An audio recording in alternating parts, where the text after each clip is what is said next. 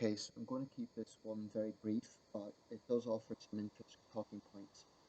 I've just read in the independent newspaper that, online version that is, that the president of Venezuela, Nicolas Maduro, has created a new peace prize named in honor of the late leader Hugo Chavez. This was created and awarded on the same day as, well, at least awarded on the same day as the Nobel Peace Prize was handed out.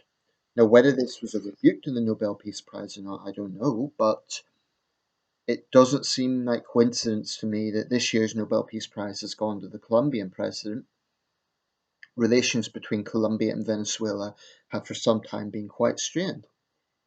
Firstly, firstly, the award was given to Vladimir Putin, okay? And this is an award that is intended to reflect those leaders who strive for peace and sovereignty. Now, this is remarkable on several fronts. Firstly, I'm not overly surprised because this is a case of one far left autocrat giving it to another, if not far left autocrat, then certainly an autocrat. Um, Firstly, a quick word about the prize, and I've already spoken about this, so I'm not going to go into great length about it, but I take no issue with this year's Nobel Peace Prize. I believe Juan Manuel Santos does deserve it. I believe he is taking real political risks for the future of his country, for the positive future of his country. And I believe 52 years of war is long enough in Colombia. So I really do think President Santos deserves credit for that. There have been times that the Nobel Committee have made some serious errors. I think awarding it to Obama at the beginning of his term, as President Obama himself would acknowledge, was a major mistake, and they have made other mistakes over the years. But this is not one of them. I think President Santos deserves that. Um, but the notion of this prize going to Putin is incredible. I'll come to that in a second. But there is a bit of a history of countries kind of creating alternative prizes.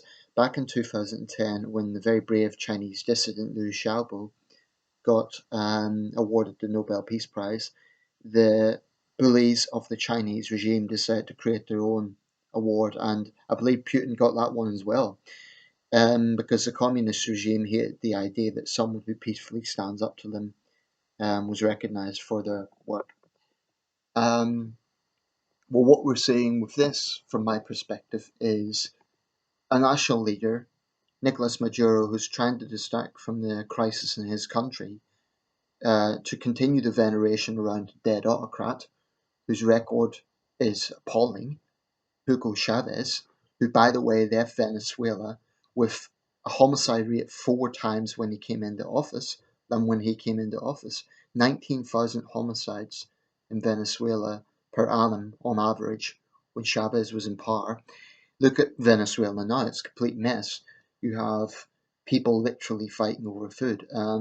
Maduro should be spending his time focusing on addressing this major crisis in his country instead of venerating the cult around a dead autocrat.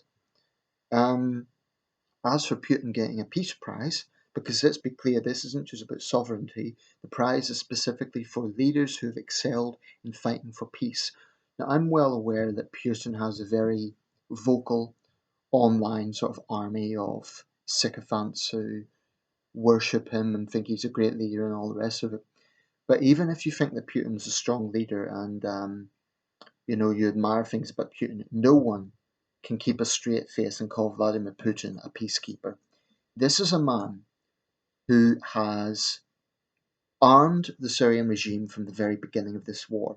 This is a man with the blood of tens of thousands of Syrians on his hands by supporting the Syrian regime. Not just Syrians, Chechens, Ukrainians. The notion of Vladimir Putin being a peacemaker is a cruel joke to all those who have been bombed by the Syrian regime that have used Russian weapons. I think that's just a bad joke. Putin is many things. He might be a strong leader. He is no peacemaker.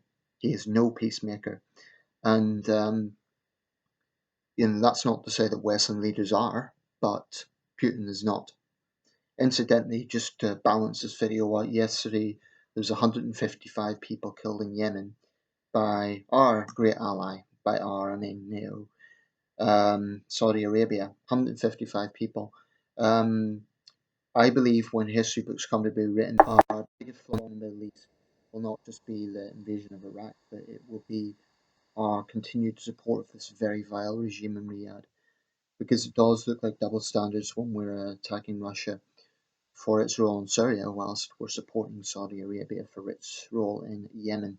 The truth of the matter is, both the Saudi regime and the Assad regime have just got zero moral conscience when it comes to civilian casualties. And yeah, Russia is culpable. That's why I think this peace award is absurd. Um, Giving it to Obama was also absurd, but that's old news. So yeah, I just think this is I think this is petty politics. I think this prize counts for exactly jack shit, except in the eyes of those who worship Chavez and Putin. Um, I wonder who they're going to give it to next year. Probably Kim Jong Un, some other charming little tin pot tyrant. Um, but basically, yeah. So that's a few talking points to work with. Any Putin fanboys that want to come on this video and say that I'm wrong, feel free to back that up with evidence, because the fact of it is the Russian president has been supporting the murderous Assad regime from day one. And what Russia is doing in Syria is beyond the pale. Absolutely beyond the pale. If you get your news from Russia today, I'm not surprised that you are coerced into thinking that the West is entirely wrong and Russia is entirely right, because Russia today is a shameless mouthpiece for the Kremlin. If you can't see that, well, I can't help you. But there you go. Pathetic.